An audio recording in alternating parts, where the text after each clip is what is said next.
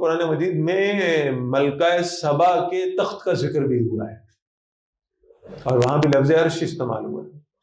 ملکہ سبا ایک تخت پہ بیٹھتی، بڑا خوبصورت تخت تھا، حضرت سلیمان علیہ السلام نے وہ تخت منگوایا تھا، یاد ہے آپ کو؟ اور وہاں حضرت سلیمان علیہ السلام کہہ رہے تھے بھی ملکہ سبا تو اپنے سفر سے چل پڑی ہے اور یہاں پہنچ جائے گی، تو اس کے آنے سے پہلے کوئی اس کا تخت لے آئے تو کیا ہی بات ہو۔ تو ایک جن نے کہا تھا کہ میں ملکہ سبا کا تخت جو ہے نا، آپ حضرت سلیمان سے کہا تھا کہ آپ بیٹھے ہوئے اپنی نشست پہ، آپ اٹھ کے کھڑے ہوں گے تو اس سے پہلے میں وہ تخت یہاں لے آؤں گا، میرے پاس اتنی طاقت ہے، یہ جن نے کہا تھا۔ اور اللہ کریم فرماتے کہ وہیں ایک انسان بھی موجود تھا، حضرت سلیمان علیہ السلام کا امتی تھا،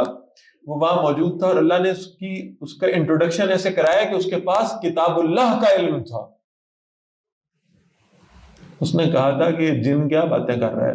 کہ آپ کی نشست سے اٹھنے سے پہلے میں تخت لے آؤں گا۔ اس نے کہا تھا اللہ کے پیغمبر یہ تو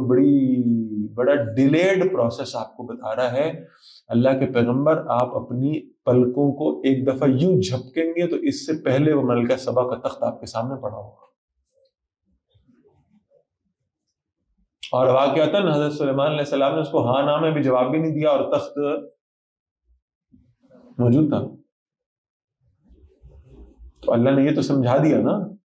کہ کتاب اللہ کا علم رکھنے والے کے پاس اللہ تعالیٰ نے کائنات کو یوں مسخر کر دیا ہوتا ہے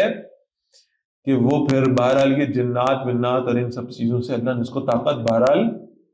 زیادہ دے رکھی ہوتی۔